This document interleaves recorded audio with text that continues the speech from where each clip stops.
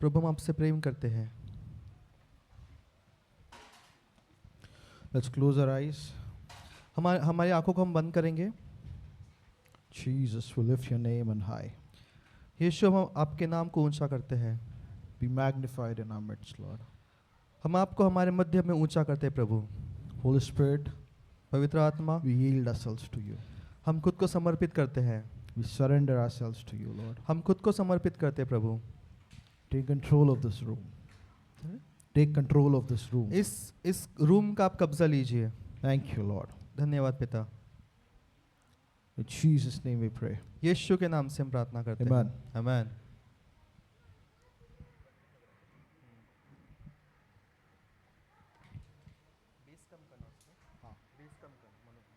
Thank you, Jesus. धन्यवाद यीशु। How many of you are happy? कितने लोग खुश हैं? How many of you enjoyed the praise and worship? कितने लोगों ने स्तुति आराधना का आनंद लिया? We had a miracle happen today. एक चमत्कार हुआ आज। We stopped at 11:30.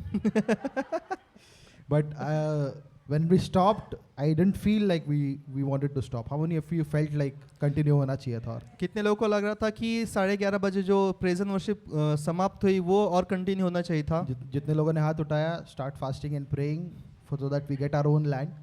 आमीन। जहाँ पे टाइम का कोई पाबंदी नहीं रहेगा. आमीन आमीन Amen? आमीन। Okay, I want to start with a joke एक जोक के साथ मैं शुरुआत करना चाहूँगा because things might get serious today. क्योंकि चीज़ें गंभीर हो सकती है। Amen? आमीन। Yeah. Many jokes have been writing down. Some बहुत- of them I wanted to share in marriage series, but I did not. बहुत सारे जोक मैंने लिखे थे, मैरिज सीरीज पे भी मुझे बांटने थे बट मैंने नहीं बांटे। Yeah, so we see in the Bible God called, when God called someone's name 2 times, something serious was about to happen. तो जब हम बाइबल में देखते हैं कि जब परमेश्वर ने किसी का नाम 2 बार लिया तो कुछ तो गंभीर उसके जीवन में होने वाला था। Like when Jesus said, Martha, Martha, she received a correction for not seeking the Lord. तो जब यीशु मसीह ने मार्था मार्था 2 बार पुकार कर कहा तो उसको परमेश्वर ने करेक्शन दिया। When Jesus said, Saul, Saul, he got blinded.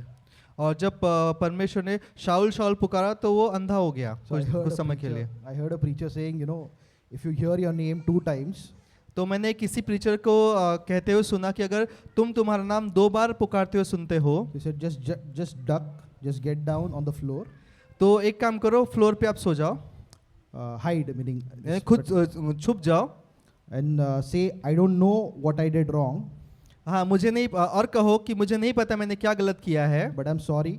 But मुझे क्षमा करो। And he said, that is the key to having a good marriage. और यही चाबी है अच्छे शादी के लिए। Now, this is not my story. I heard a preacher saying this. और ये मेरी कहानी नहीं है, मैंने किसी प्रीचर को ये कहते हुए सुना। Amen? आमीन। Okay, let's start. तो हम शुरू करेंगे। We are learning on honor, right? We are learning this honor series. How many of you were blessed the last few weeks? तो हम लोग अभी पिछले कुछ सप्ताह से आदर के विषय में सीख रहे हैं For और me- कितने लोग आशीषित हुए हैं। For me also, it felt like, new areas of my brain, of my mind, untapped areas are being explored in this series. और इस सीरीज के द्वारा मुझे भी बहुत सारी चीज़ें सीखने को मिली जो मुझे अभी तक नहीं पता थी, वो सारी चीज़ें मुझे अब इस सीरीज के द्वारा सीखने को मिली है। So I believe KFHM will never be the same after this series. और मैं विश्वास करता हूँ कि जो हमारा चर्च हमारी कलीसिया है वो इस सीरीज के बाद में पहले जैसी नहीं रहेगी। So when I started, I wanted to share on this. As I began to study on honor, something else popped up on my heart. और जैसे मैंने आदर के विषय में उसका पढ़ाई शुरू की, अभ्यास शुरू किया तो कुछ और चीज़ें मुझे प्रकट हुई। Yeah, my phone is acting up. Thank you, Jesus. धन्यवाद यीशु। Yeah.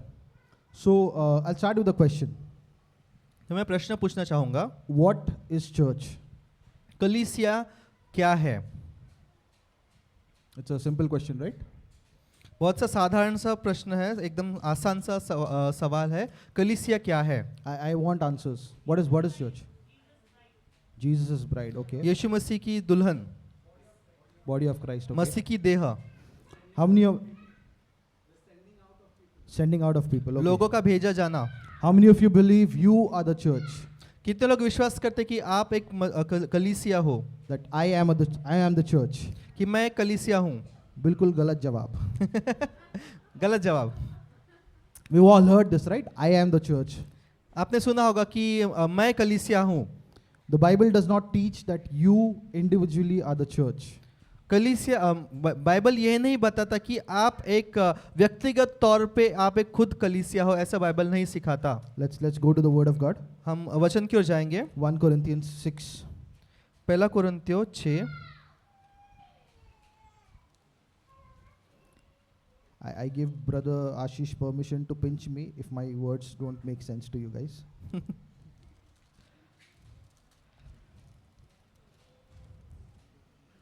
1 Corinthians 6, पहला कुरिन्थियों 6 19. उसका 19.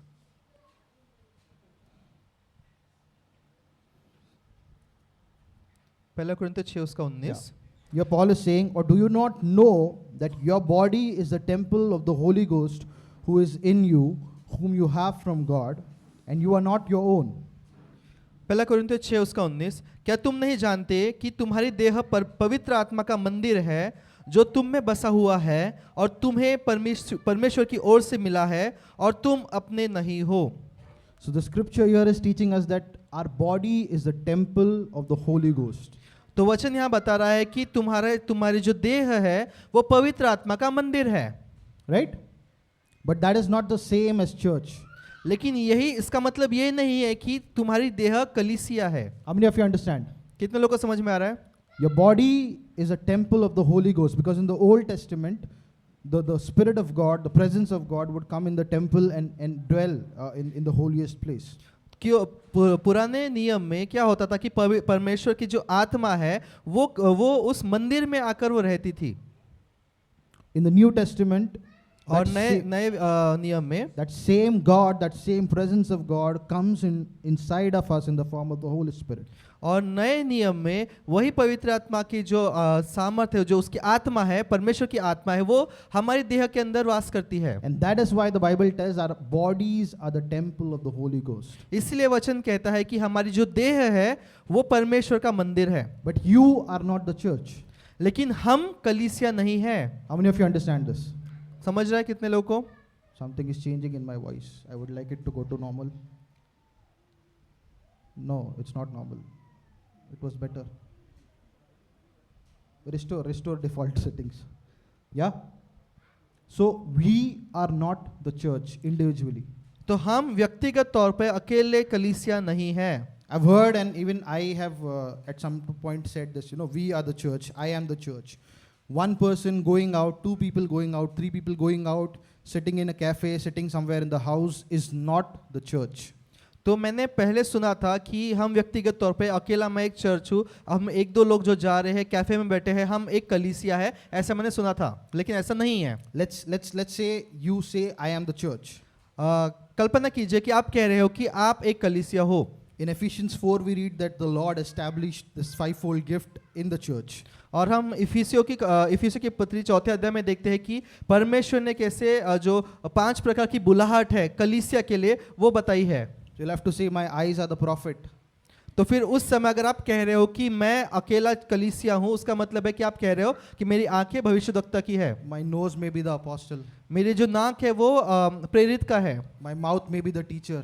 मेरा जो मुख है वो शिक्षक का है. Do you understand the difference? क्या आपको समझ में आ रहा है? In the church, the fivefold is established. That is a ecclesia. That's a legislative body of God. तो जो कलीसिया में परमेश्वर ने 5 प्रकार की बुलाहटों को दिया है, उसको इक्लीसिया कहा जाता है, जो पूरे इसका गवर्नमेंट के समान है. You individually are the temple of the Holy Ghost, and the Holy Ghost lives inside us. लेकिन हम जो है व्यक्तिगत तौर पर हम परमेश्वर का मंदिर है और परमेश्वर की जो आत्मा, जो पवित्र आत्मा है, वो हमारे अंदर रहती है. But individually we are not the church. लेकिन व्यक्तिगत तौर पर अकेले हम कलीसिया नहीं है, हम चर्च नहीं है. Is it clear to everyone? समझा लोगों को? Let's move forward. चलिए हम आगे बढ़ते हैं. We'll go to Matthew 16:18. हम जाएंगे मत्ती उसका 16 उसका 18.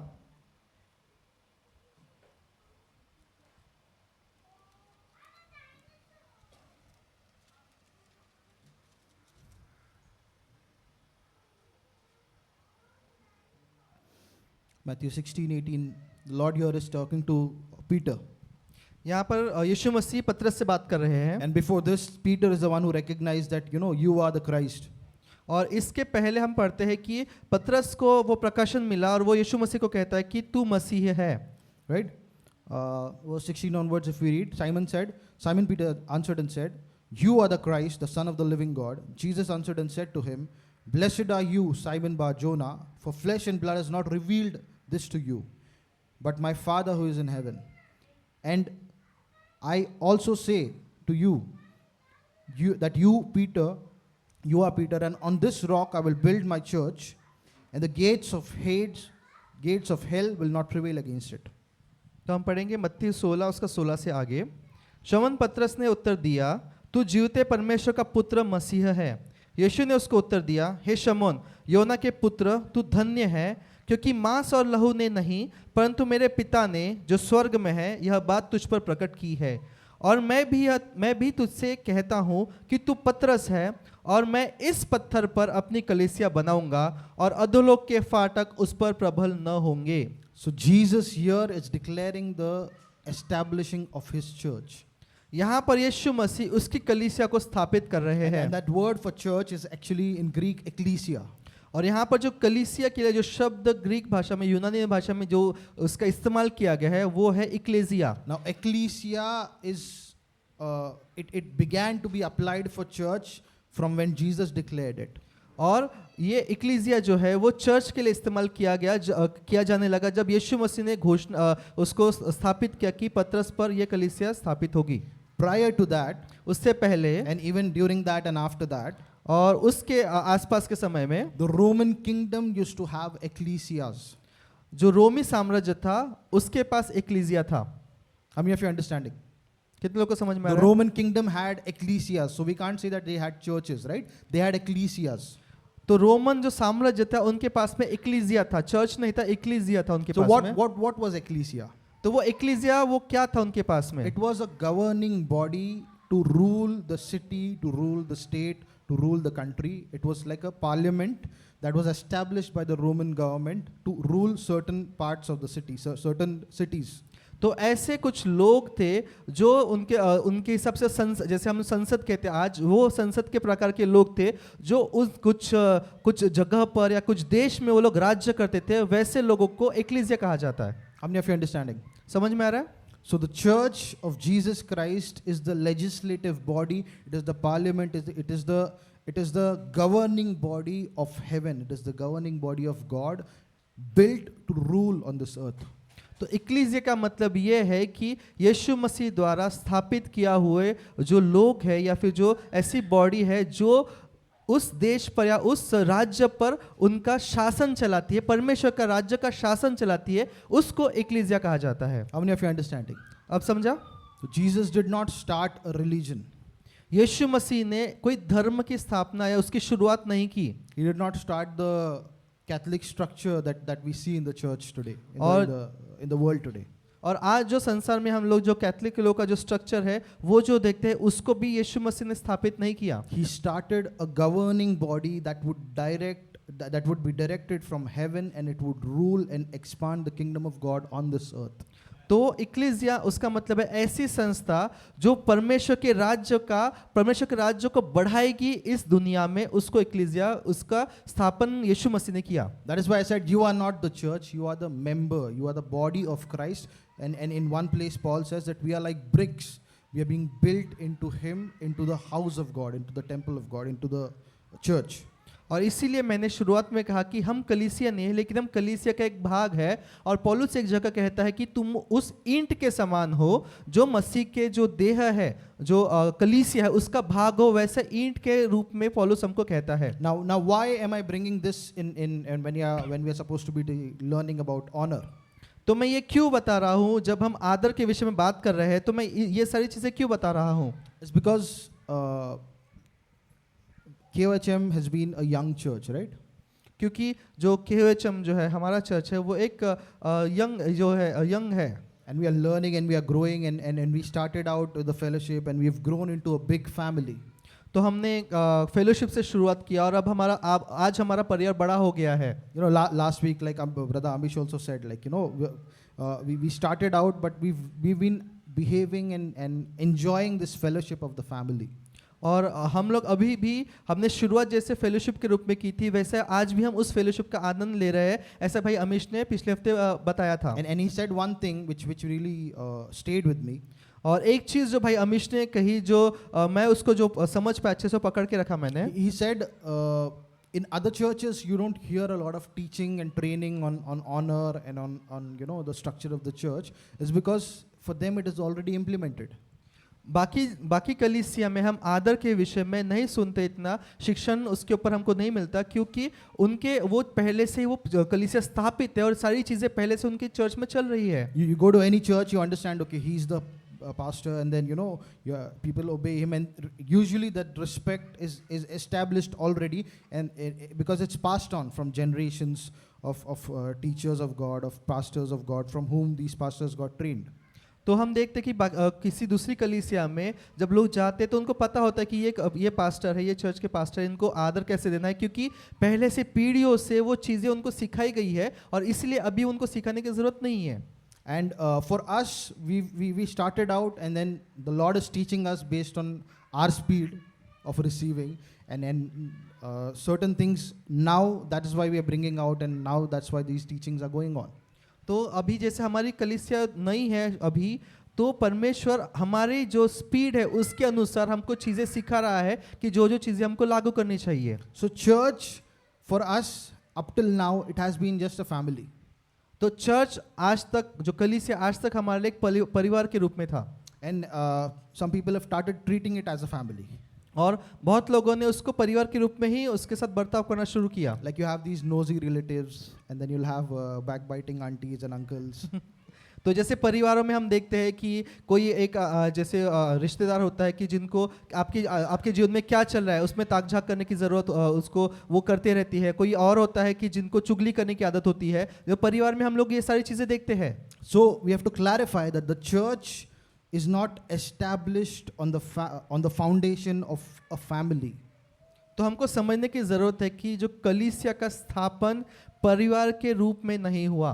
We have a great privilege of knowing each other, loving each other as family, and that will never go away. That will always be a part of the church. और हमारे पास ये बहुत बड़ा सौभाग्य है कि हम एक दूसरे के परिवार को अच्छी तरह से हम जानते हैं.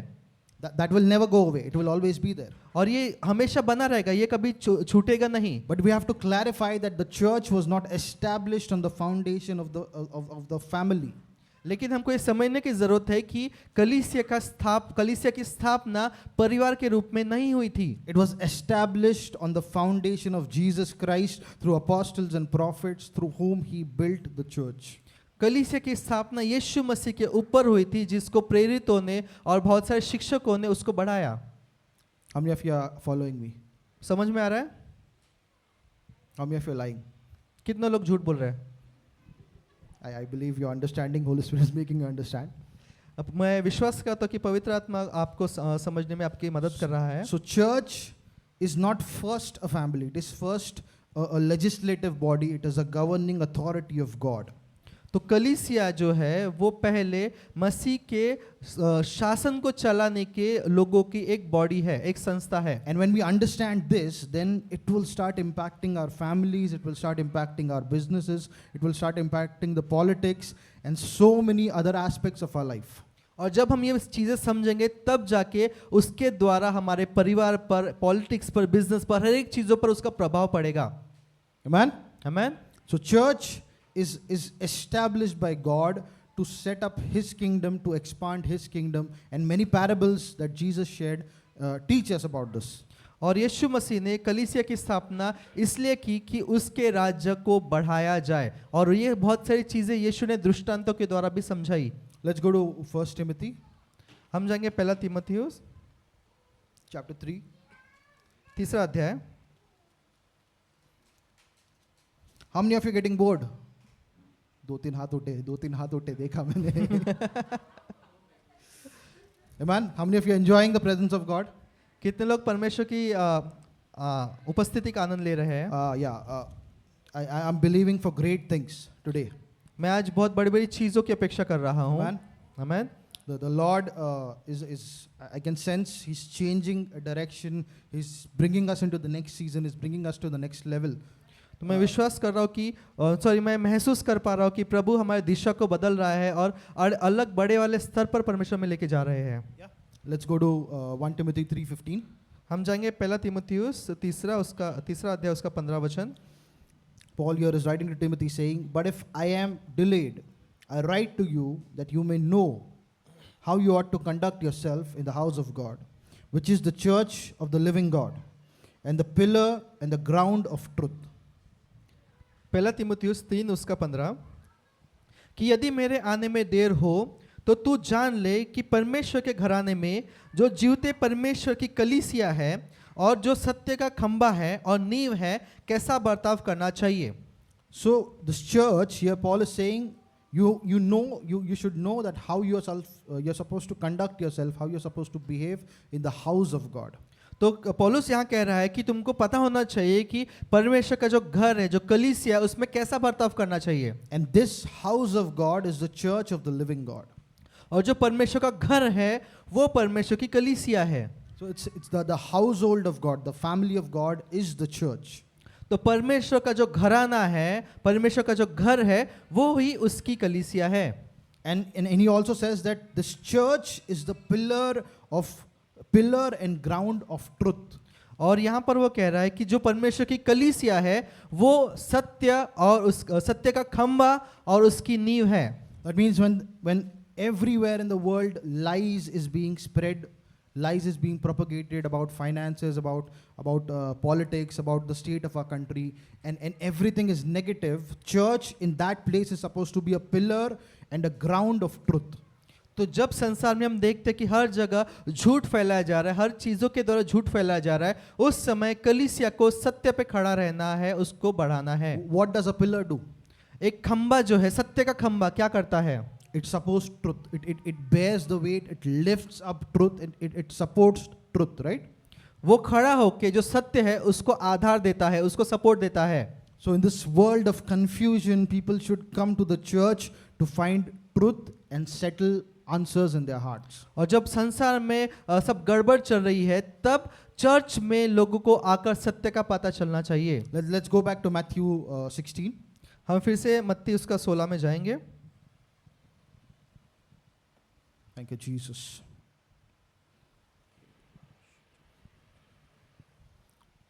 Here in Matthew 16:18, Jesus is saying, "And I also say to you that you are Peter, and on this rock I will build my church."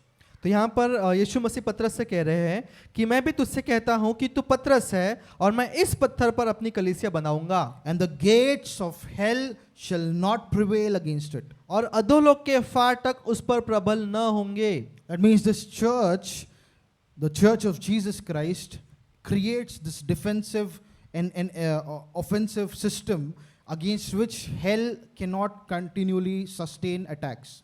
तो उसका मतलब ये है कि जो कलीसिया है उसके चारों ओर परमेश्वर ऐसा सुरक्षात्मक और आक्रामक ऐसा बाड़ा बनाते हैं कि जिसके विरुद्ध जो शैतान के अटैक है वो काम नहीं करेंगे. The church is that governing body against which hell cannot succeed.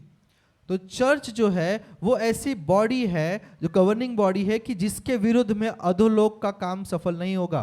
So if you're not a part of church, तो अगर आप किसी कलीसिया का भाग नहीं हो then you are opting out of this verse. You're opting out of the protection of this verse. तो उसका मतलब है कि इस वचन में जो सुरक्षा लिखी गई है उससे आप बाहर जा रहे हो. How many of you are understanding what I'm saying? समझ में आ रहा है? See, I said this today might get a little hard. मैंने शुरुआत में कहा था कि आज थोड़ा गंभीर हो सकता है. I have a few more jokes. I might bring it up later on. मेरे पास कुछ और जोक्स है, मैं बाद में बताऊंगा. But the church is the system of God, is the governing body of God against which hell cannot succeed. तो church जो है वो मसीह की शासन करने वाली ऐसी बॉडी है जिसके विरोध में अधोलोक काम नहीं कर सकता. But if you say, I don't need church because I am the church and I'm out of the church, therefore you are opting out of this protection of God, and unless you are walking very closely with the Lord, we don't know how the devil can attack and what the devil can do.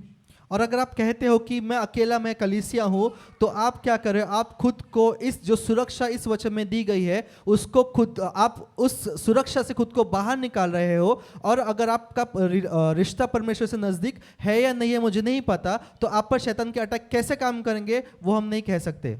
The Lord established His governing body, and therefore every child of God is a part of that body. तो परमेश्वर ने शासन करने की संस्था कलीसिया के द्वारा बनाई है, और हर एक परमेश्वर का जो बच्चा है उसको उसका भाग होना है। And just like in the world we see like a parliament sets up rules, they pass laws. In the spiritual realm, if we truly understand the power that God has delivered to the church, we are able to do those mandates. We are able to declare the words of God. We are able to declare and change things present on this earth. तो जैसे हम संसार में देखते हैं कि जो शासन करने वाले लोग हैं वो बैठकर कुछ नियम बनाते हैं और उसका इम्प्लीमेंटेशन करते हैं, वैसे ही जब हम समझते हैं तो आत्मिक तौर पर हम वो सारे अधिकारों को हम घोषणा करके उनका शासन हम इस धरती पर ला सकते हैं आत्मिक जगत, आत्मिक दुनिया में। I'm going to share something. मैं कुछ बताना चाहूँगा, But for that I want OBS का ऑडियो to be cut. बाकी रहने दो, OBS का सिर्फ ऑडियो म्यूट कर दो पूरा। तो जब परमेश्वर कलीसिया कहता है तो उसका मतलब यह है कि शासन करने वाली संस्था जो इस संसार को चलाएगी, ऐसा परमेश्वर कहते हैं। लेकिन हमने अभी तक उसको खरोंचा भी नहीं है कि परमेश्वर क्या हमसे करवाना चाहते हैं इस संस्था के द्वारा। It all starts with how we honor the things of God, the things that God has set up. तो ये सब निर्भर करता है कि परमेश्वर ने क्या चीजें दी है, हम उसका कितना आदर करते हैं, उस पर सब निर्भर करता है। Amen. Amen. How many of you are learning something? कितने लोग कुछ सीख रहे हैं? For me, for quite some time, I was thinking, like, Lord, we want to see the power of God manifest among us, and we want to really see the presence of God, the mighty signs and wonders happen among us. तो बहुत दिन से हम ये प्रार्थना कर रहे थे कि परमेश्वर हम तेरे सामर्थ को देखना चाहते हैं, आपकी उपस्थिति को हमारे मध्य में हम देखना चाहते हैं। And I got an answer for like what was the hindrance. I got an answer for what was the hindrance. तो मुझे क्या जो अड़थड़ा था वो क्या था, उसका मुझे उत्तर मिला। We'll go to Mark. हम जाएंगे मरकुस 6. मरकुस 6। Something like whatever I'm sharing is very new territory even for me. तो आज जो कुछ मैं बता रहा हूँ वो बहुत सारी चीजें नई है मेरे लिए। Like the Lord has just started to teach me and it's blowing my mind up. और परमेश्वर मुझे सिखा रहे थे और ये मुझे एकदम अचंभित कर रहा है ये सारी चीजें। Yeah, last week brother Amish took this. पिछले हफ्ते भाई अमीश ने ये वचन लिया, where Jesus goes and he's not able to do any mighty works in his own hometown. और जब यीशु मसीह जाते हैं और उनका जो शहर था उसमें वो बहुत सारे चमत्कार नहीं कर पाते। Yeah, so we'll read from 6 verse 1 onwards. 6 onwards. Yeah. Okay. मरकुस 6 उसका 6 से हम आगे पढ़ेंगे। सॉरी 1 से हम मरकुस 6 1 से हम पढ़ेंगे। Then he went out from there and came to his own country, and his disciples followed him. And when Sabbath had come, he began to teach in the synagogue. And many hearing him were astonished, saying, "Where did this man get these things? And what wisdom is this which is given to him? And that such mighty works are performed by his hands." मरकुस 6 उसका 1 से हम पढ़ेंगे। वहाँ से वह निकलकर वह अपने देश में आया और उसके चेले भी उसके पीछे गए। सप्ताह के दिन वह आराधनालय में उपदेश करने लगा और बहुत से लोग सुनकर चकित हुए और कहने लगे, इसको ये बातें कहाँ से आ गई? यह कौन सा ज्ञान है जो उसको दिया गया है? कैसे सामर्थ के काम वह इसके हाथों से प्रकट होते हैं? Amen. Amen. So when they heard Jesus, when they saw the signs and wonders that he had done, the miracles that he had done, तो जब इन लोगों ने यीशु मसीह के चिन्ह और चमत्कार जो यीशु मसीह ने किए उनके बारे में जब उन्होंने सुना, and here he had only began to teach, और यहाँ पर उनको वो केवल शिक्षा दे रहा था, and when they heard him, they were astonished. और जब उन्होंने सुना तो वो चकित हुए, They were amazed. They were impressed with the wisdom that Jesus carried. वो आश्चर्यचकित हुए कि इतना बुद्धि इसके पास कैसी है। How many of you are impressed with the word that, the revelation that KOHM believes? तो कितने लोग को आश्चर्य होता है कि जो हमारे पास केओचम के पास में जो रेवलेशन है, प्रकाशन है, उसको सुनकर कितने लोग को अचंभा होता है. I've heard many times people comparing, saying, what truth we are learning here, we are getting here, we don't get anywhere else in most of the places. तो मैंने बहुत लोगों से सुना है कि लोग कहते हैं कि जो यहाँ हमें सत्य मिला है, मुझे बहुत सारी जगहों पे वो नहीं मिला है. So in a way, these people were having a similar kind of reaction. तो इसी प्रकार का जो रिएक्शन था इन लोगों का भी था जो हमने अभी पढ़ा. They were enjoying the words of Jesus. They were saying like this, we've not heard anything like this. Where is this man getting this wisdom? तो वो उसका आनंद ले रहे थे, वो आश्चर्यचकित हो रहे थे कि इस प्रकार की बुद्धि इस मनुष्य के पास कैसे आई. It's like, imagine in their heart faith was rising and there was about to be a move of God among their midst, a mighty a flow of signs and wonders was going to happen among their midst, right? Until this verse. तो इस वचन तक पहुंचने तक हम देखते हैं कि उनका विश्वास बढ़ गया था और वो उस दरवाजे तक पहुंच गए थे कि जब उनके जीवन में चमत्कार होने वाले थे. And suddenly we see that balloon popped. और हम अचानक से देखते कि जो उनका जो फुग्गा था, बलून था, वो फूट गया. And they are like, is this not the carpenter, the son of Mary, and brother of James, Joseph and Judas and Simon? तो वचन 3 में हम देखते हैं जब उनका फुग्गा फूटा, वो कहते हैं कि क्या वह बड़ा ही नहीं है जो मरियम का पुत्र है और याकूब और योसेस, यहूदा और शमौन का भाई है. Are not his sisters here with us? So they were offended at him. और क्या उसकी बहनें हमारे बीच में नहीं रहती, इसीलिए उन्होंने उसके विषय में ठोकर खाई. It means they heard the word, they started getting exciting, that then they saw the person and then they saw like, this guy is one among us. Why does he get to be special? तो हम देखते हैं कि यहाँ तक पहुँचने तक उनको आश्चर्य हो रहा था और बाद में उनको ये लगने लगा कि अरे ये तो हमारे साथ में ही रहने वाला है, क्यों इसके पास ऐसा है और हमारे पास नहीं है. वो ऐसा सोचने लगे. They were offended not at what he said, they were offended that he was able to have this understanding, the power of God, whereas they said he's not better than us. That's their contention there.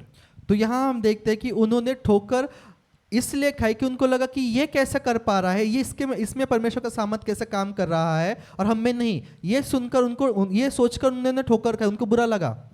And then Jesus said to them, a prophet is not without honor except in his own country, among his own relatives and among his own house. और वचन 4 में कहता है, यीशु ने उनसे कहा, भविष्यद्वक्ता का अपने देश और अपने कुटुंब और अपने घर को छोड़ और कहीं भी निरादर नहीं होता. Now he could do no mighty work there except that he laid his hands on a few sick people and healed them. और वचन 5 में कहता है कि वह वहाँ कोई सामर्थ का काम न कर सका, केवल थोड़े से बीमारों पर हाथ रखकर उन्हें चंगा किया. And he marveled because of their unbelief. Then he went about the villages in a circuit teaching. और आगे कहता है वचन 6 में, और उससे उनके अविश्वास पर आश्चर्य हुआ और वह चारों ओर के गांवों में उपदेश करता फिरा. For the last decade or more than a decade, I always focused on this later part where I said he still was able to heal some people there. तो पिछले 10 सालों से मैं इस पर फोकस कर रहा था कि वो फिर भी कुछ लोगों को चंगा कर पाया. Because as a believer, we can still use in an environment full of unbelief, you as a son of God can still use your authority to bring the deliverance of God. तो जहाँ पर बहुत सारे अविश्वास है किसी कमरे में, वहाँ पर आप परमेश्वर का बेटा होने के नाते आप आपके अधिकार को लेकर आप चंगाई को वहाँ पर रिलीज कर सकते हो. How many of you understand that Mark 16, the authority given in Mark 16 is not conditional based on whether the other person has faith or not? तो मरकुस 16 में जो परमेश्वर ने हमको अधिकार दिया है वो किसी भी कंडीशन के ऊपर नहीं है, लेकिन हम हर जगह उस मार्क 16 में जो परमेश्वर ने हमको अधिकार दिया है उसका इस्तेमाल हम कर सकते हैं. You can still heal the sick, cleanse the lepers, raise the dead, cast out demons and freely give the gospel to everyone regardless of whether they believe in Jesus or not. Whether they are full of faith or full of unbelief, you can still do that. तो मरकुस 16 में जैसे कहा है कि तुम बीमारों को चंगा करोगे, तुम कोढ़ियों को शुद्ध करोगे, तुम दुष्टात्मा को निकालोगे और जो मरे हुए उनको तुम जीवित करोगे. ये सारे चीजें हम किसी दूसरे पर निर्भर न करते हुए हम खुद के विश्वास से हम कर सकते हैं. But I kept going over and ignoring this major part which is mentioned here, that he could do no mighty work there. लेकिन मैं जब ये पिछले 10 साल से इस भाग पर मैं मेरा ध्यान केंद्रित कर रहा था, लेकिन मैं इस पर ध्यान केंद्रित नहीं किया जब वचन 5 में कहता है कि यीशु मसीह वहाँ कोई भी बड़ा सामर्थ का काम न कर सका। How many of you understanding? Which means healing of the sick was not considered as a great mighty work in this place. तो यहाँ पर अगर हम समझे तो यहाँ पर परमेश्वर यीशु मसीह ने जो चंगाई की उसको उसने बड़ा महान सामर्थ का काम नहीं कहा। That means the great and mighty work was way beyond this, which was conditional upon something that everyone present there had to do. Man उसका मतलब ये है कि वहाँ जो बड़ा महान सामर्थ का काम होने वाला था वो कंडीशनल था, लोगों का प्रतिशत कैसे था उसके ऊपर वो बड़ा महान सामर्थ का काम होने वाला How many of you था। understanding this? समझ रहे हो? Me functioning as my authority and as a believer, there is no hindrance, no restriction, nothing that can stop it. मैं विश्वासी के नाते जो कुछ परमेश्वर ने मुझे कहा है वो काम करने के लिए मुझे कोई भी चीज नहीं रोक सकती। But if you want to see a corporate move of God where many people's lives are impacted, lives are transformed, there has to be that unity of faith which Paul talks about. जब लेकिन हम सब लोग एक साथ इकट्ठा होते हैं तब बड़े बड़े काम होने के लिए हम सबको एक साथ एक विश्वास के साथ चलने की जरूरत है। How many of you understanding? समझ में आ रहा है? Yeah, we kind of drifted away from church, हम चर्च से थोड़ा सा अलग कुछ और बात कर रहे हैं, but not really. This, if you want to see this happen among us, there is an individual responsibility of every person to change the way their heart reacts.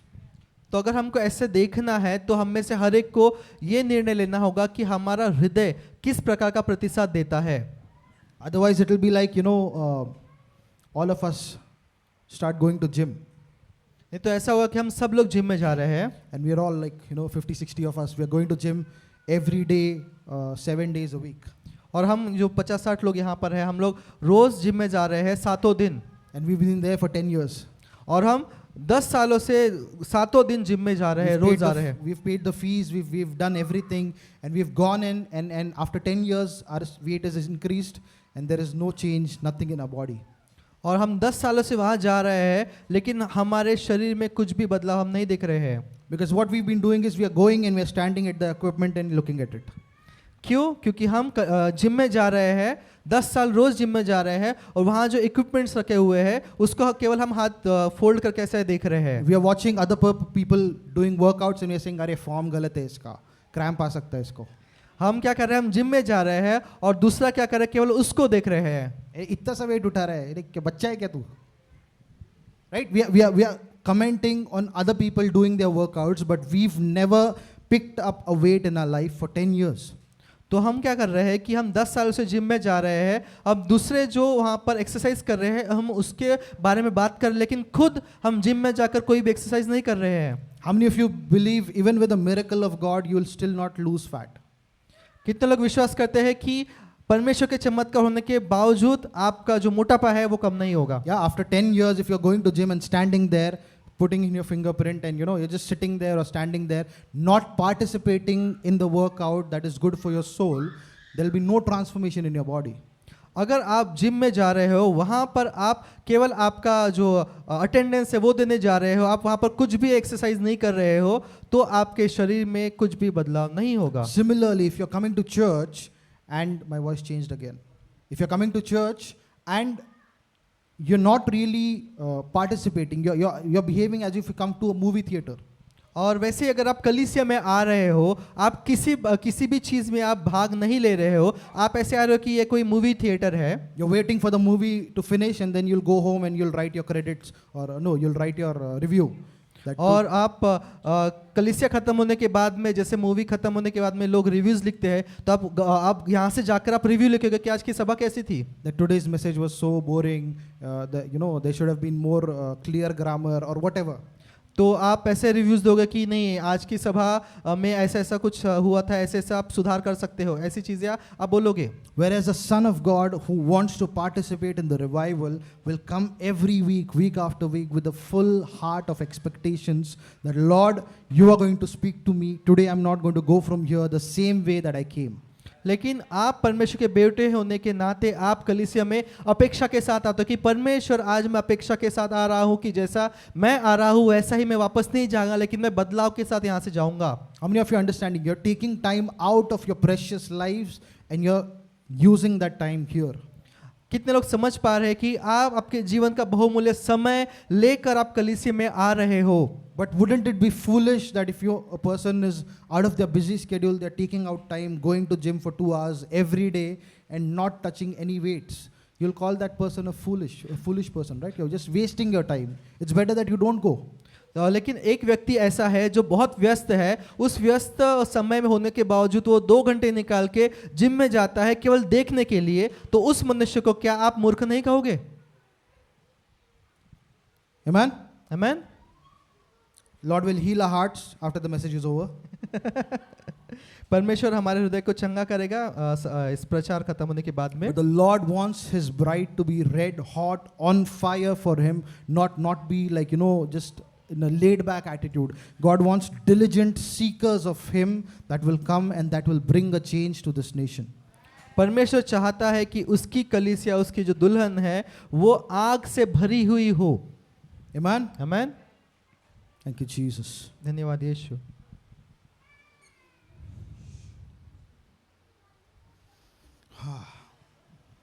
I have points, but I also have hesitation to say some points.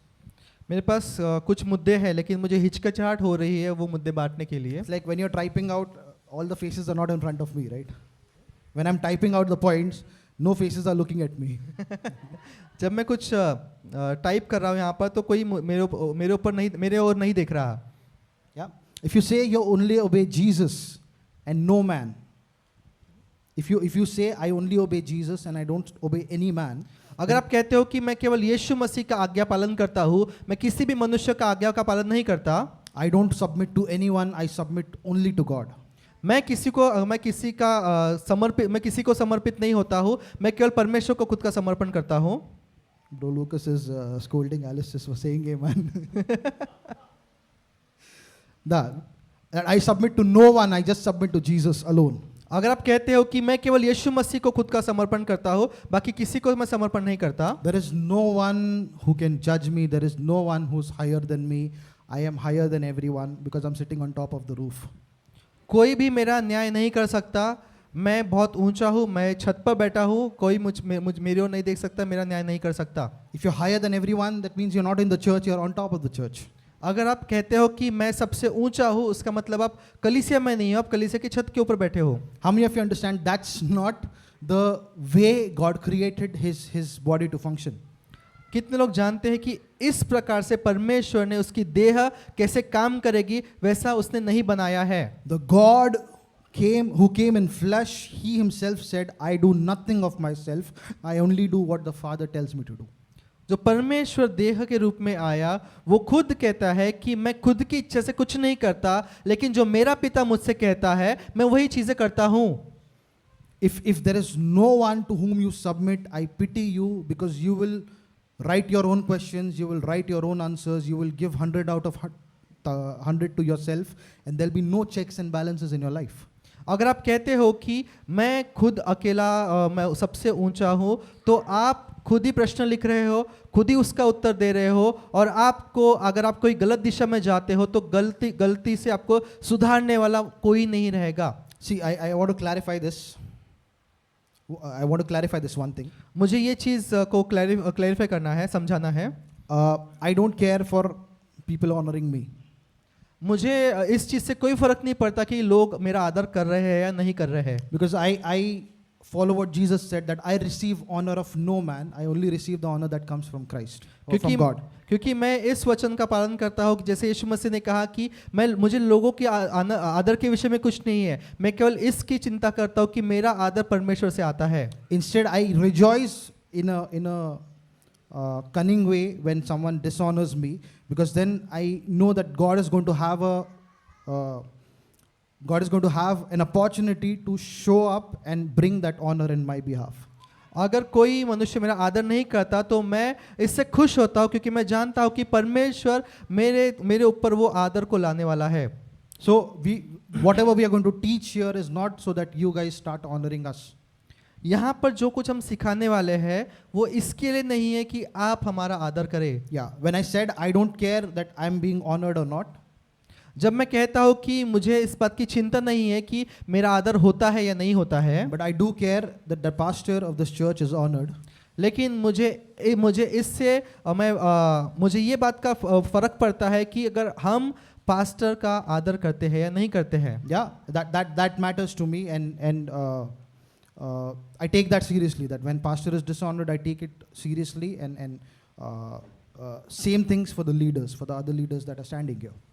और मुझे इस बात से फ़र्क पड़ता है कि हम पास्टर का आदर करते हैं या नहीं करते हैं, और यहाँ पर जो लीडर लोग हैं हम उनका आदर करते हैं या नहीं करते हैं। Yeah, I'm excluding myself, but I care that every man of God in this house has to be honored. मुझे इस बात से फ़र्क पड़ता है कि मैं खुद को इसमें शामिल नहीं करता, लेकिन बाकी के जो परमेश्वर के जन जो इस चर्च में हैं हम उनका आदर करते हैं या नहीं करते हैं। Having said that, और ये कहने के बाद में the teachings that are going to come out for the next couple of weeks from this place is not so that you guys begin to honor us. That is not the purpose that this teaching is being brought out. तो अभी आने वाले हफ्तों में जब हम आदर के विषय में सीखने वाले हैं तो उसके लिए नहीं है कि वो सुनने के बाद में आप हमारा आदर करें, ये इसके लिए नहीं है। Honoring God and the things that God set up, the people that God set up, is going to be beneficial for everyone sitting here, and that is why we are emphasizing on this honor. आदर जब हम परमेश्वर के लोगों का और परमेश्वर का करते हैं उसके द्वारा हमारा ही फायदा होगा, इसीलिए हम ये सिखा रहे हैं। You know, like I said, you know, the things that God is revealing is just blowing up my mind. इसलिए मैंने कहा कि जो परमेश्वर मुझे इसके विषय में सिखा रहा है वो मुझे आश्चर्यचकित कर रहा है। I was listening to one teaching, and Apostle Ankit Sajwan, he says that the churches where there is no move of God, it is because the people don't honor the authority that God has placed in that church. तो apostle अंकित साजवान कह रहे थे कि ऐसी कलीसिया जहाँ पर परमेश्वर का मूव नहीं है वहाँ पर लोग परमेश्वर के लोगों का आदर नहीं कर रहे हैं। I'd never thought of this before I heard that. मैंने ये तब तक नहीं सोचा इसके विषय में जब तक मैंने नहीं सुना। Until I heard this, I was taking honor as something that I have to give to others, and I know the benefits that honor will have for me, and therefore I was trying to maintain honor in my life, that I honor people of God, I honor everyone else. But when he said this, something struck me. तो ये सुनने के पहले मैं ऐसा सोचता था कि हाँ मुझे परमेश्वर के जनों का, परमेश्वर के लोगों का आदर करना है क्योंकि उसके द्वारा मेरा ही फायदा है, लेकिन जब ये चीज़ मैंने सुनी वो मेरे साथ बनी रही। He said that the churches where there is no move of God, it is because the people are not honoring the authority that God has placed in the church.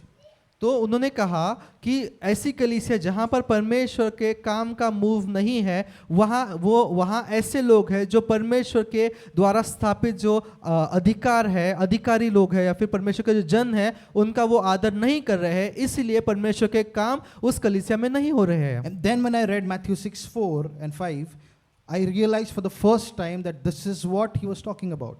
और उसके बाद मैंने जब मत्ती 6:5 ना 6:4 and 5. मत्ती 6 उसका 4 और 5 जब मैंने पढ़ा तब मुझे ये सारी चीज समझी। Jesus said, a prophet is not without honor except in his own house, in his own country, among his own relatives, and in his own house.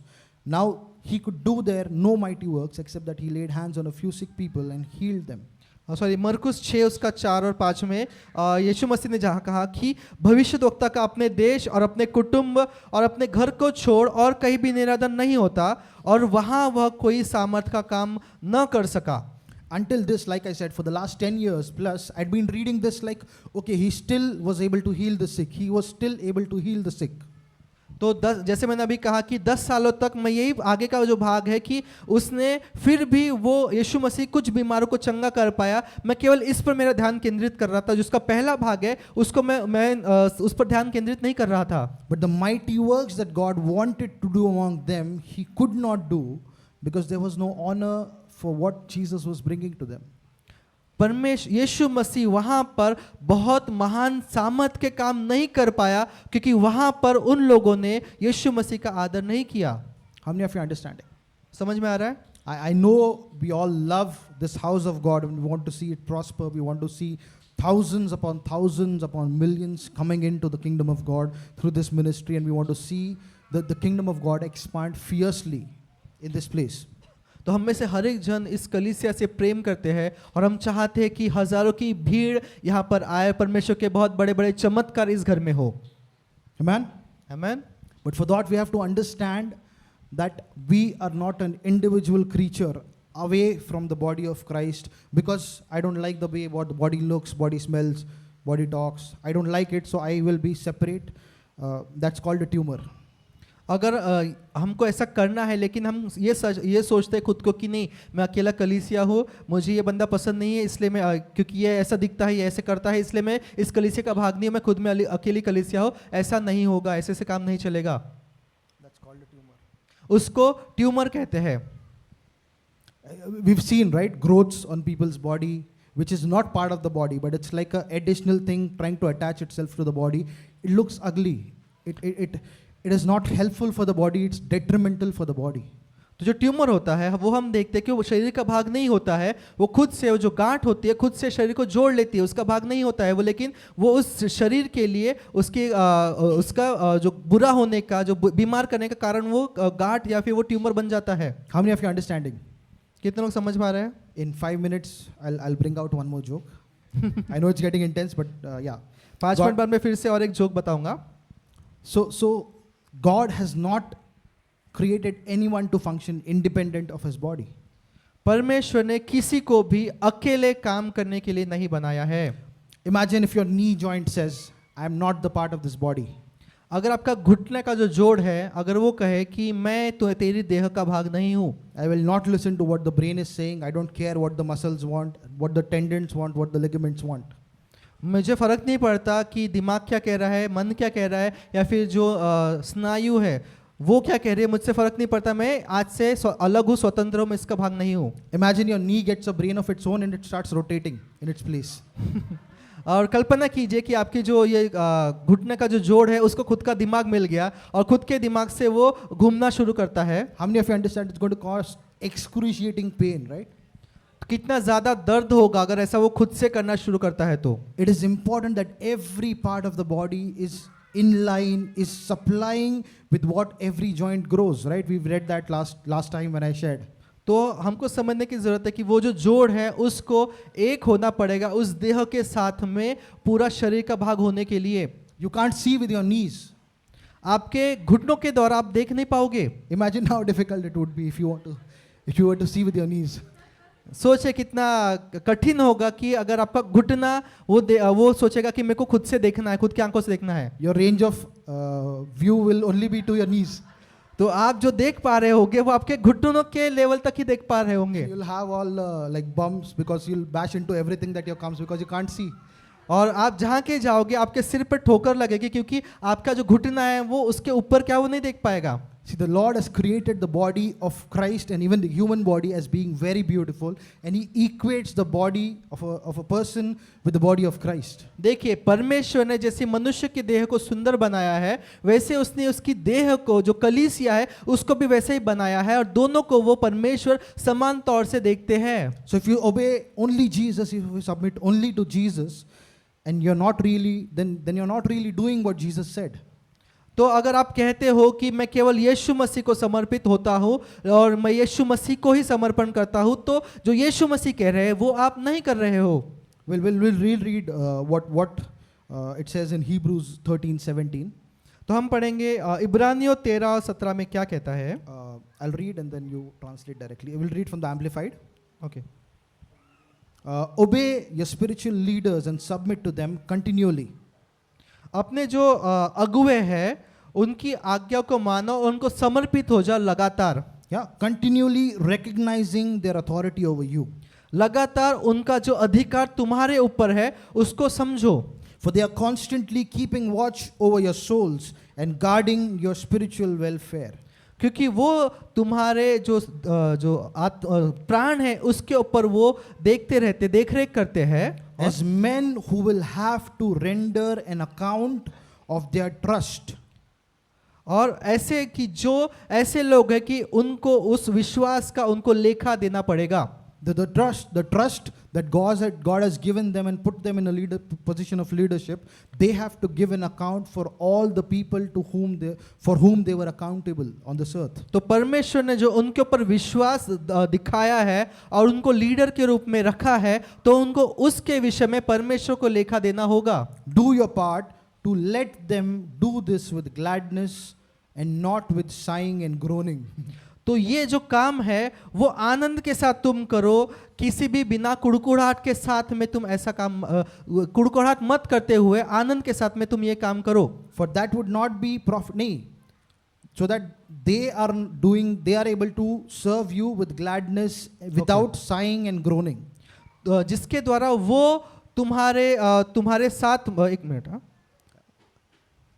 हाँ, तो वो ये काम तुम्हारे ऊपर जो लीडर का काम है वो आनंद के साथ में कर पाए, बिना कुड़कुड़ाहट के साथ में जो तुम्हारे ऊपर लीडर है वो ये काम कर पाए. That means don't behave in such a way where they have to sigh and groan and they are working for you with sighing and groaning with a lot of turmoil in their hearts.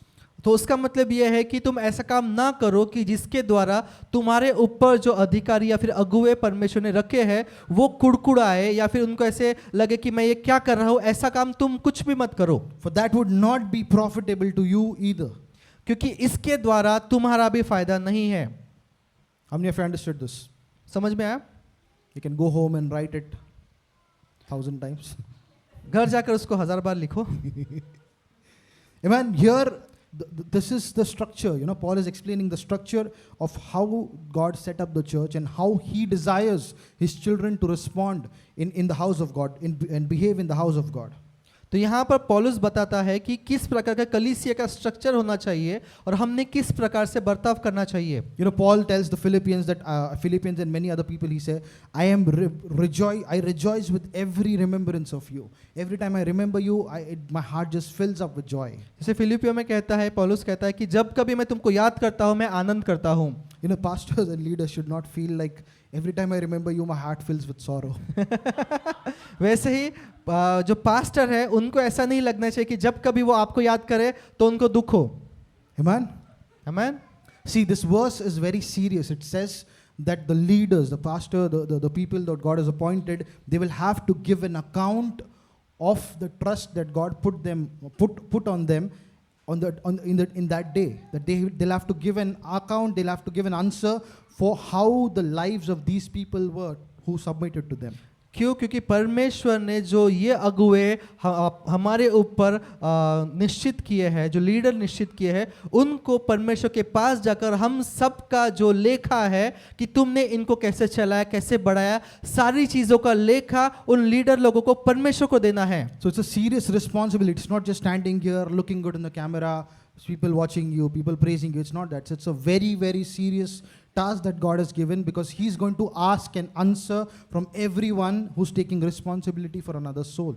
देखिए, leader होने का मतलब ये नहीं है कि आप कैमरे के सामने कैसे दिख रहे हो, अच्छे कपड़े पहन रहे हो नहीं पहन रहे हो, वो नहीं है. लेकिन आपको सारे लोगों का जो आपने कैसा उनको बढ़ाया, परमेश्वर ने कैसा बढ़ाया है, सारी चीज़ों का लेखा परमेश्वर को देना है. ये इसीलिए लीडर होने का गंभीर चीज़ यही है कि आपको लेखा देना पड़ेगा. Now what do you think? Answer this question. What do you think in the day, in that day, when we go to the Lord, will the pastor have to answer for everyone who's sitting here? तो मुझे मेरे प्रश्न का उत्तर दीजिए कि यहाँ पर उपस्थित हर एक लोग जो है, उन लोगों का लेखा जब पास्टर स्वर्ग में जाएंगे तब उनको देना पड़ेगा. सब लोग जो यहाँ पर उपस्थित है उनका लेखा क्या पास्टर को देना पड़ेगा? I want answers. मुझे उत्तर चाहिए. No? No? Okay. It's not going to be for everyone who's sitting and who's keeping this chair warm. ये उन सब के लिए, उन सब का लेखा नहीं होगा. केवल जो यहाँ आए हैं, बैठने के लिए आए हैं, उन लोगों का लेखा परमेश्वर को नहीं देना होगा. It is only to the people who with your whole heart, with honor have submitted, saying, the Lord has planted me in this house and I submit to this leadership, and you are my pastor and these are my leaders, and I will learn and grow in the things of God. Only for those people he will have to give an account. तो जो pastor है उनको केवल उन लोगों का लेखा देना होगा जो खुद को समर्पित करते हैं और कहते हैं कि हाँ, आप मेरे पास्टर हो, आप मेरे लीडर हो, मैं आपके अंदर समर्पित रहूंगा और जो कुछ कहोगे मैं वो कुछ करूंगा और मैं इस कलीसिया में स्थापित रहूंगा। No, believers are good at looking like they submit. जो बिलीवर लोग हैं वो दिखावा बहुत अच्छा करता है कि मैं समर्पित हूँ। Like, you know, in action they'll try to hug pastor as low as possible. तो वो ऐसे क्या करते हैं कि पास्टर को ऐसे एकदम नीचे जाके उनको गले लगाने का प्रयत्न करते हैं, दिखाने के लिए कि मैं बहुत समर्पित हूँ। Almost touching the feet, but like I'm showing, I'm submitting, I honor you so much. वो दिखाने के लिए कि देखिए मैं आपका कितना आदर करता हूँ, कि मैं कितना नीचे जाके आपको मैं हक कर रहा हूँ, आपको गले लगा रहा हूँ। But the Lord sees the honor that is present in the heart. लेकिन परमेश्वर देखते हैं कि आपके दिल में कौन सा आदर है, किस प्रकार का आदर आपके दिल में है। Time and time again he told the Israelites that you honor me with your words, but your hearts are far from me. समय समय पर परमेश्वर ने इज़राइल के लोगों से कहा कि तुम्हारे मुख से मेरा आदर करते हो, लेकिन तुम्हारा जो दिल है वो मुझसे बहुत दूर है। So God is not wanting just a person who shows himself. Like he'll go and do this to 10 other pastors, and everyone will think, अरे क्या बंदा है यार। तो हो सकता है कि आप 10 अलग अलग पास्टर के पास जाके ऐसे एकदम नीचे झुक कर आप उनको गले लगाओगे और वो पास्टर कह सकते हैं कि अरे क्या कितना आदर करता है ये बंदा मेरा। It's like these people, like, you know, who'll have multiple partners, but everyone will feel like they are the center of the world. तो इस प्रकार का हो गया कि जैसा कोई एक मनुष्य है, उसके बहुत सारे पार्टनर्स हैं और हर एक पार्टनर को लगता है कि मैं स्पेशल हूँ। In morning they'll have a date, and this girl will feel like I'm so blessed. This guy thinks so much of me. Afternoon there's another date. Evening there's another date. Like they have so many people with whom they are faking it.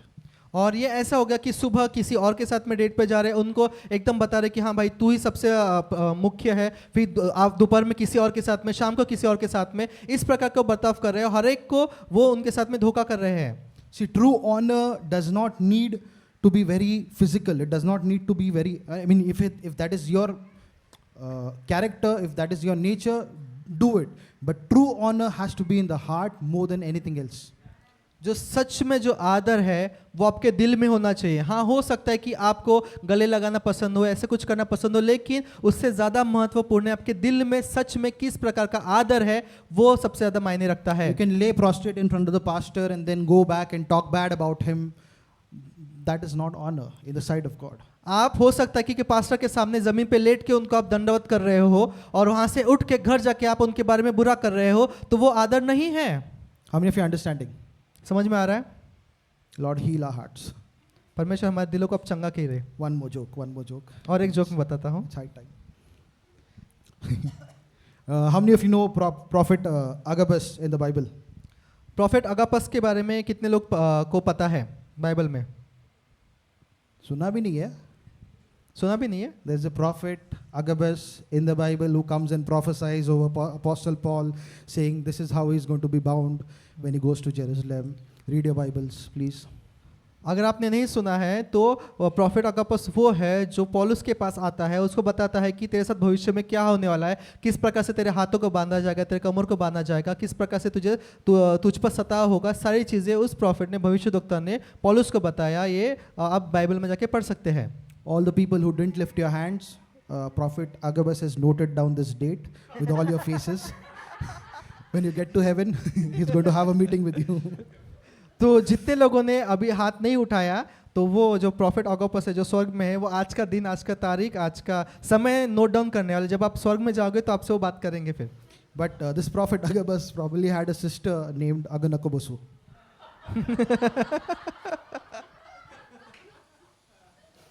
You could do translation.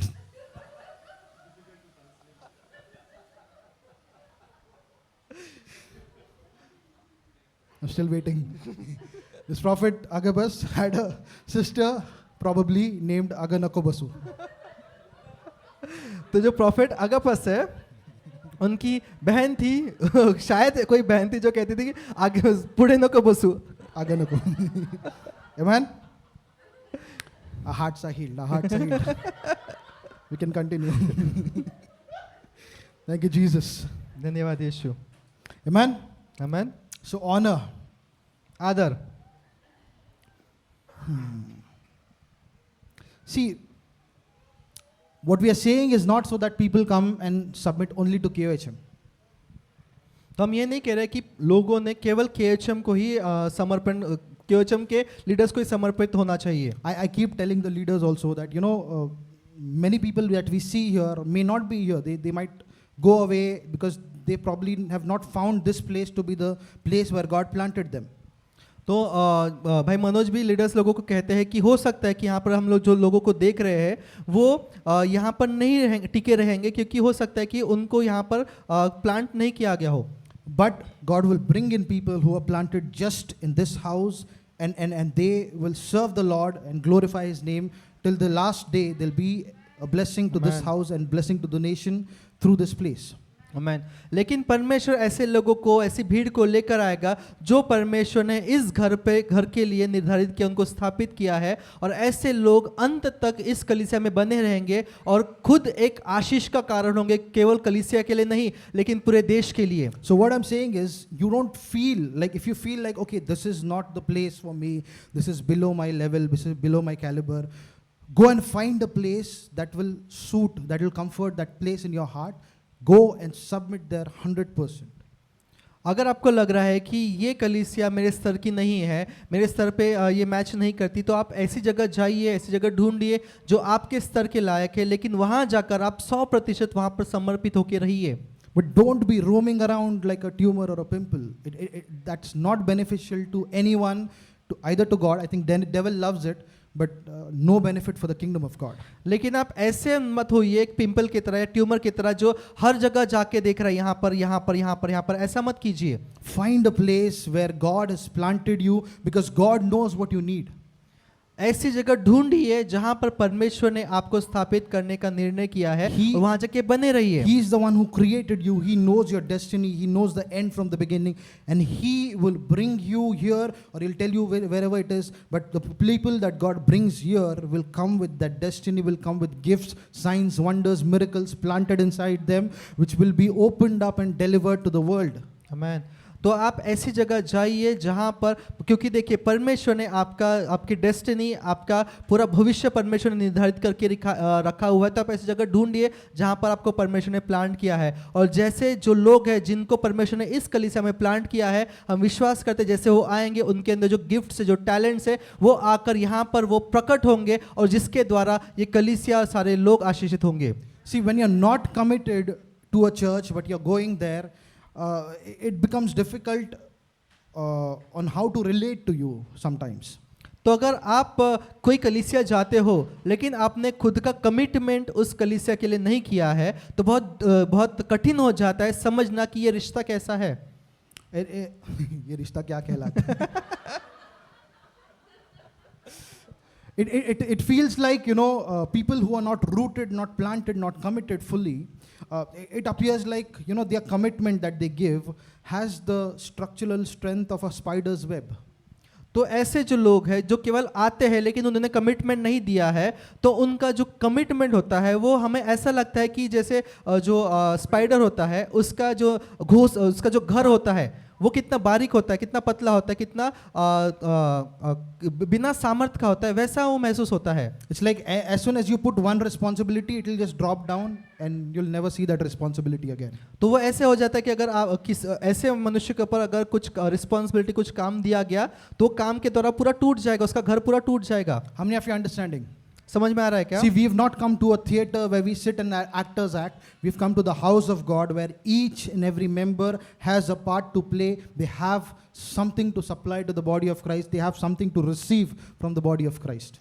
तो देखिए, हम ये कलीसिया में एक theatre के रूप में नहीं आते कि केवल सुनने के लिए, यहाँ से जाने के लिए, लेकिन हम में से हर एक जन इस कलीसिया का एक भाग है जो कुछ ना कुछ लाता है और कुछ ना कुछ उसकी देह के द्वारा प्राप्त करता है. Amen? Amen. See, the day you enter and you say, this is my church, this is where the Lord has planted me, then you come under the authority that God has established in that church. जब देखिए, जब आप किसी कलीसिया में जाते हो, कहते हो कि ये मेरी कलीसिया में मैं इसका भाग बना रहूंगा, तब उस समय उस कलीसिया में जो स्थापित जो अधिकारी है, जो लीडर लोग हैं, उनके अधिकार के अंदर आप आते हो। Do you understand? Paul talks about different graces. He talks about diversities of ministries. Every house of God, every church that God has established has a set of graces upon it. देखिए, जब पौलुस अलग अलग अनुग्रह के विषय में कहता है, तो जब जो हर एक परमेश्वर की जो कलीसिया है उसके ऊपर एक अलग तरीके का अनुग्रह स्थापित किया हुआ है। We've seen people be free from debts, from impossible situations. We've seen God restore them from debts. Like it would like crush your mind if you think about how this person can come out of the situation. देखिए, हमने देखा है कि जो कल्पना से परे ऐसा कर्जा था, ऐसे कर्जे में पड़े हुए लोगों को परमेश्वर ने उस कर्जे से मुक्त किया। अगर हम उस कर्जे के विषय में सोचेंगे तो हम शायद चकरा जाएंगे, फिर भी ऐसे कर्जे से भी परमेश्वर ने मुक्त इस कलीसिया में लोगों को किया है, हमने देखा है। That is a grace that is upon this house, you can Amen. say.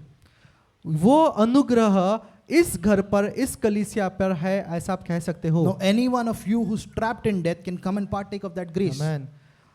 आप में से कोई भी अगर इस प्रकार के कर्जे में हो, तो आप इस घर में आकर उस अनुग्रह का सहभागी होकर आपके कर्जे से मुक्त हो सकते हो। We've seen families restored. We've seen destruction and separation in families being restored, and that is another grace that is there upon this house. Amen. तो हमने ऐसे भी देखे जो टूटे हुए परिवार है, वो इस घर में, इस कलीसिया में आकर वो जुड़ गए हैं, वो भी एक अनुग्रह है इस कलीसिया पर। We've seen healings, we've seen deliverances, and that is also a grace that this church is operating in. हमने चंगाई को देखा है, हमने चमत्कारों को देखा है, वो भी एक अनुग्रह है जो इस घर के ऊपर है। So only when you submit yourself in that consciousness that Lord, I am planted, I am ready to be molded, shaped, even if it feels bad, even if it feels uncomfortable, I will not go, I will not be offended, I will be in this place, I will learn because you are the one who's planted me. Amen. If you come with that mindset, then you'll be able to partake on the grace that is upon this house. देखिए, जब आप ये समझ के साथ में आप आते हो कि परमेश्वर, हाँ मैं खुद को समर्पित करता हूँ जो इस घर पे है, इस घर के लीडर्स को मैं खुद को समर्पित करता हूँ, तो इस घर में जो अनुग्रह है उसके आप सहभागी हो सकते हो। कि आप जब कहते हो कि परमेश्वर, हाँ ये कलीसिया आपने मुझे इस पे स्थापित किया है, जब आप ऐसे कहते हो तब आप इसके अनुग्रह के सहभागी होते हो। How many of you are understanding this? कितने लोग समझ पा रहे हैं? And there are so many things that God has promised us, things in which we've not yet stepped in, things which we've not even scratched. You watch how God changes KOHM as these days progress, as Amen. these weeks Amen. progress. हमने अभी तक बहुत सारी चीज़ें जो परमेश्वर ने हमारे कलीसिया के लिए रखी है, उसमें हमने प्रवेश भी नहीं किया है, लेकिन जैसे हम आने वाले दिनों में करेंगे, हमारे साथ आप लोग भी कर सकते हैं। Amen? Amen? I'm enjoying some of my points. If you say, I love Jesus, but I don't need this church, I don't need any of his church, and there is no one who's of my stature, then you might be a member of Pastor Lucy's church. If you say, I don't submit to anyone, I don't need this church, then you might be a member of Pastor Lucy's church. तो अगर आप कहते हो कि मैं इस कलीसिया के केवल मेंबर हूँ, मैं किसी का कमिटेड नहीं हूँ, मैं केवल आना जाना करता हूँ, तो आप इस कलीसिया के मेंबर भाग नहीं हो, लेकिन आप पास्टर लूसी के चर्च के भाग हो। Talking about Lucifer. Pastor Lucy मतलब Lucifer. Yeah, God plants people to bring unity, to bring exhortation, to bring building up. Yesterday we were so blessed in the fellowship. Sister Neha was sharing so many things, other people were sharing, but it's a time of edifying. When you get around each other, there's constant edification. That is the purpose that God builds his house. तो जैसे कल हमने fellowship में बहुत सारी चीज़ें सीखी, जैसे सिस्टर नेहा ने भी बहुत सारी चीज़ें शेयर की, बाकी लोगों ने भी शेयर की, तो ऐसी जगह पर, ऐसी जब हम कलीसिया के साथ में रहते हैं तो हमारी उन्नति होती है। Amen. That is why God has planted all of us in this house. और इस प्रकार से परमेश्वर हम सबको इस घर पे स्थापित करके रखा है। This was the topic before my topic actually started, and I've only covered like 5 points of it. ये मेरे मुख्य मुद्दे का पहले का भाग था, उसमें से मैंने केवल 5 मुद्दे बांटे हैं। Because before going to honor, I felt like God leading my heart to establish what is the church, but we've not even covered that. तो आदर में जाने से पहले मुझे लगा कि कलीसिया के विषय में परमेश्वर बात करना चाहते, तो जो मैंने आपसे बांटा।